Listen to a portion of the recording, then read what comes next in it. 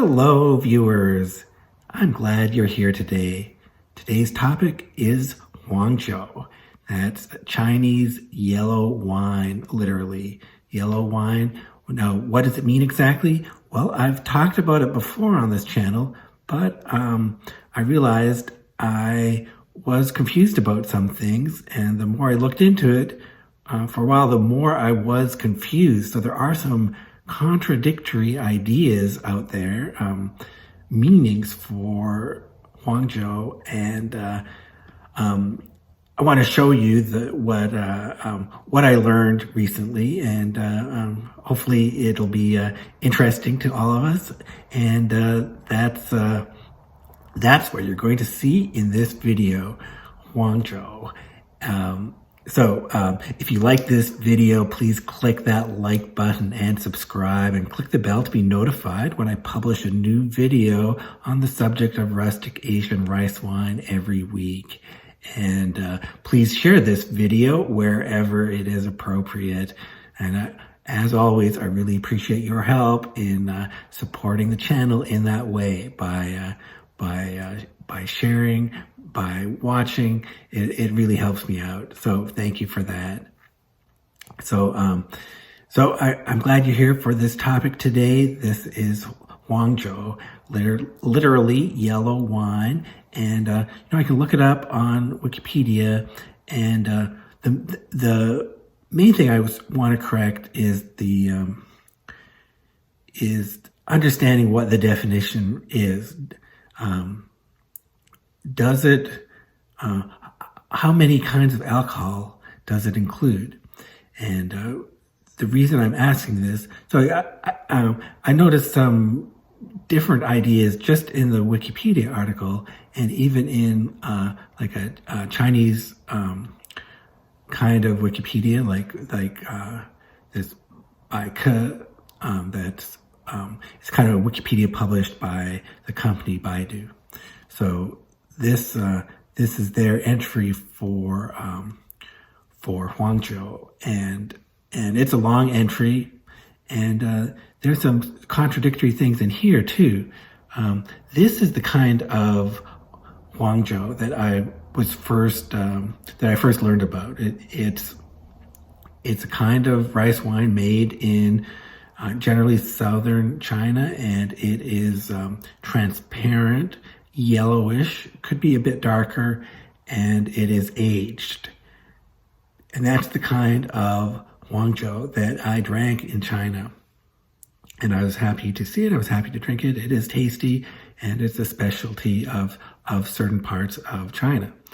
And it's actually quite a lot of Huangzhou is produced commercially, in particular in Shaoxing is famous for this kind of rice wine. Okay, so that's what I knew about Huangzhou, but reading other parts of it, of this article, and in the English, in the Wikipedia,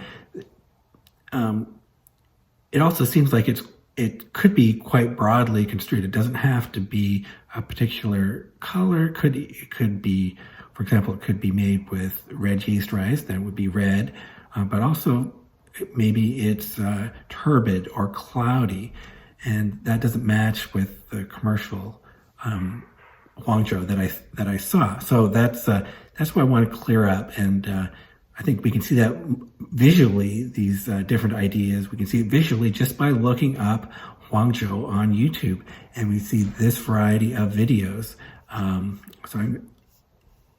So there's some different kinds of products here. So let's look at these in order. These are the most, these are the ones that came up when I searched for Huangzhou on YouTube. So this first one, let's just watch a bit at the beginning. This is definitely, yeah, those are definitely the commercial ones. commercial Huangzhou that I saw and drank in China. So these are like the Shaoxing wines. Okay. And this is a particular kind, and it is transparent. And there's lots of varieties, but they're this particular style. So that's okay. So that's that kind. What's the second video? Okay, the second video is specifically Shaoxing Huangzhou, and this is a good video to watch. I think I recommended it before because it shows a factory and a lot of the production methods in the factory for this Huangzhou, and so there's a lot of good details. But and one of the things I especially like seeing are all the jars that the Huangzhou is aged in the courtyard of the factory. So you can see that in this segment here. Yeah, look at all those jars. So this is a good video to watch. Shows the process, and the end result, like I said, is something that is aged, and it's a transparent wine in the end, yellowish or darker in color. So, I'm going to include links to all of these, all of the websites I show here, and all of the videos. There's links in the description, of course, so you can see the whole thing. They're worth watching. Okay, so that's what I'm used to. But then this third video is doesn't look like the Shaoxing wines. This is homemade. This is something brewed in a more rustic way, like I would brew at home. And this is a homemade rice wine, and with steamed rice, crushed up Chinese yeast balls, wine cakes, and the end result here. I don't think we get to see the end result, but this is going to be a cloudy wine in the end, because it's brewed. Yeah, it's just brewed in a jar like I would brew, and if you filter it, there's still going to be a lot of sediment. So that's so this is definitely a cloudy wine. Okay, what about the next video? Okay, this next video, I actually did a translation of this whole video earlier. I made an earlier video about this where I translated this whole video by Jane after 80 here. That's this one. So, and again, this is a recipe you do in your kitchen. It's quite rustic, and it's worth watching this video as well. But let's look at the end result here when they're filtering it. Yeah, so end result after filtering is going to be something cloudy. Let's see them pour this out into jars. Yeah. So here it is. There's plenty of sediment in there. It is a cloudy wine. And another, well, we'll get into some other differences in a minute, but the main difference you can see right away is the appearance here. Okay. So should we look at a couple more? Okay, here's another interesting video. There's a town where it seems to be a popular or traditional product is these shops, small shops that sell Huangzhou, and it's this is the video. for so long. And this Huangzhou is not in this town, in these shops, is not pasteurized, and so it's not aged. You consume it relatively quickly. And is there one more we could? What else is interesting here? Yeah. One more thing I should mention: if you want to see how to drink Huangzhou, watch Sophia 1.5 here. This video will show you that one way to drink Huangzhou is to drink it heated. I have not been doing that, but if you heat it up to roughly body temperature, that's apparently that's a good temperature to drink it at. And in this video, she shows you two ways to drink hot Huangzhou, two ways to prepare it. Okay, so that's worth watching too. But okay, this gives us enough examples. So there's definitely at least two kinds of products that are both called Huangzhou here. And so I wanted to get to the bottom of that. Okay, so let's when we look at the Wikipedia page here, when you get into the details, the color doesn't have to be yellow, of course, and it could be brewed with rice, but it could also be brewed with other grains such as millet, and there are many kinds of recipes for it. There's at least 3 production methods listed in Wikipedia here, and in the by Ke article here,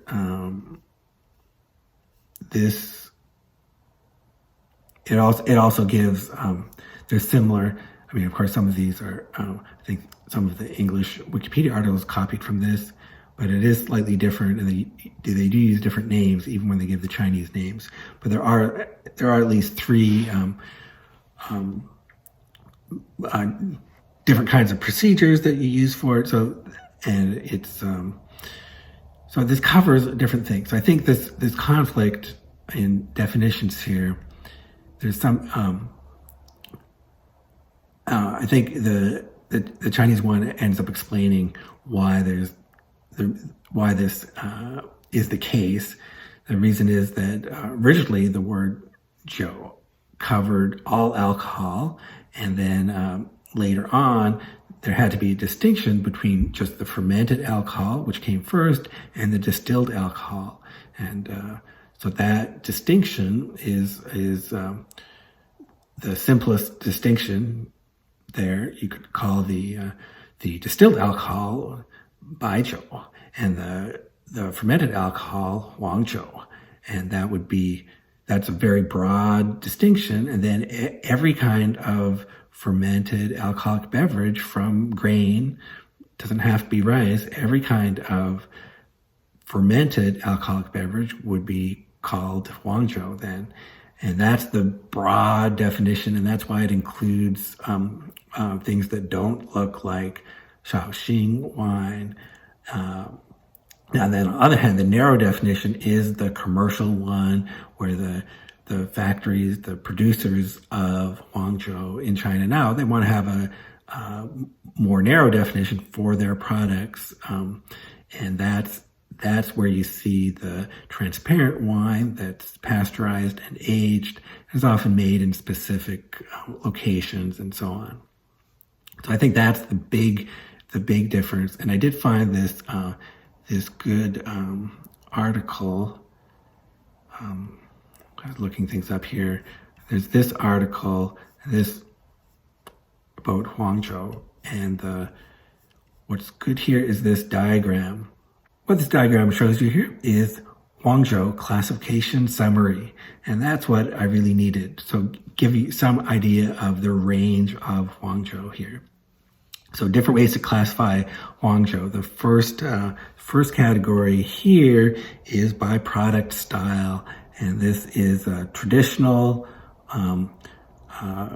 fresh and new, and this would be special. Okay, so 3 product styles. That's very broad. But the second category is by sugar content, and both the Wikipedia and the Baike articles talk about the sugar content, and that whether it's dry, semi-dry, semi-sweet, or sweet. Okay, so that's easy to understand. There's that classification. And the third way to classify here is by raw material. And okay, well, the first one here is nuomi. And okay, so that's what I'm familiar with. I brew with sweet rice. That's nuomi. But there's other kinds of rice you could brew with. This is jingmi. Jingmi is short grain rice, but not sweet. And here, this is xianmi. Xianmi is a long grain rice. And these last 2 are millet and corn, or maybe the other kind of millet, like there's the glutinous millet and the non-glutinous millet. So I'm not sure if these are both different kinds of millet. But anyhow, variety of grains and okay, so it can be brewed with a variety of grains. Another way to classify is by the chu you use, the fermentation starter. So this first one is the wheat chu, and that would be the larger blocks, would be called the big chu. That's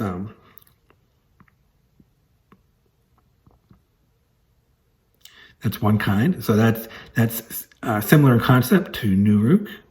So I'm familiar with that. And the second one listed here is the red yeast. So red yeast rice, I've brewed with that. And the third one here are the small chu. That must mean the smaller wine cakes or Chinese yeast balls. I've brewed with those. So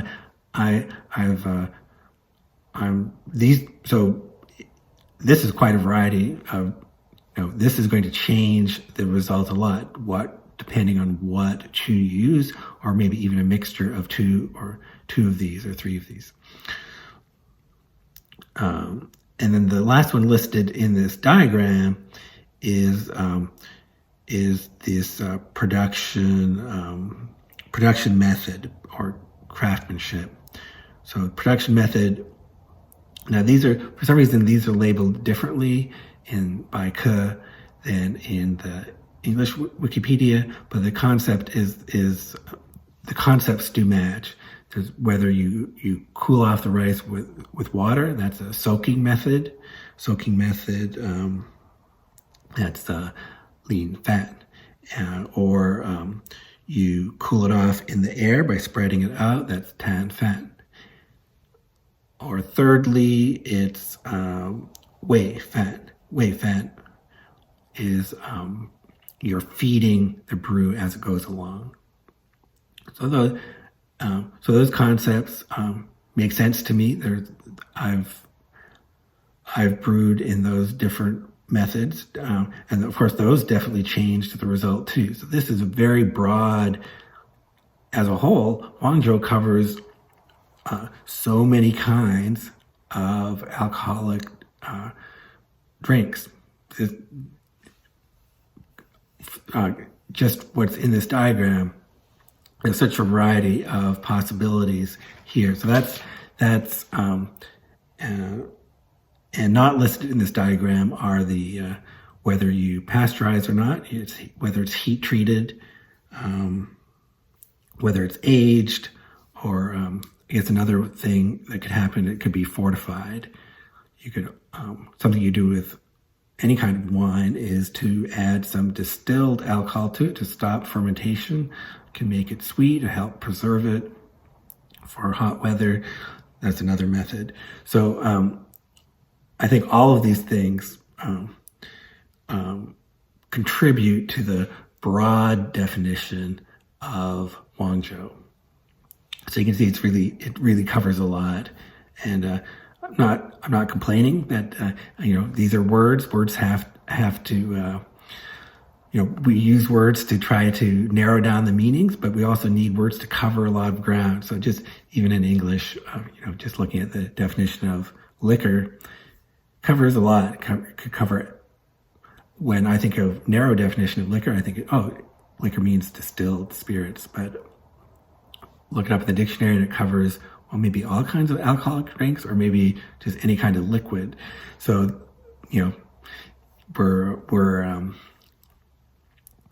I accept that it can be, words can be tricky, and you have to, can be difficult to figure out, what the difference between the narrow and broad meanings of things. But that's what I'm trying to do here with Huangzhou. And I think that covers it. So the summary is that, narrow definition is for commercial purposes. They need a definition for a particular product that they're selling. That's like the Shaoxing wine.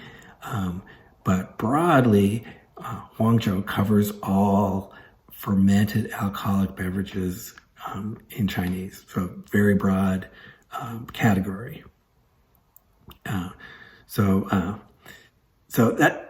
That's what I think I figured out so far. I'm sure there's a lot more for me to learn, and I especially would like to drink some more Huangzhou someday. So I do want to learn more on this subject, but that's what I figured out so far just by perusing the different things you can see on YouTube, which is. Again, please see the description for all the links. All of these videos are worth watching. All right, so that covers it. Hope you found this interesting. Thanks for watching today. I appreciate it. And as always, let me know in the comments what you're brewing, what you're drinking, what you're interested in seeing. And so thank you for watching.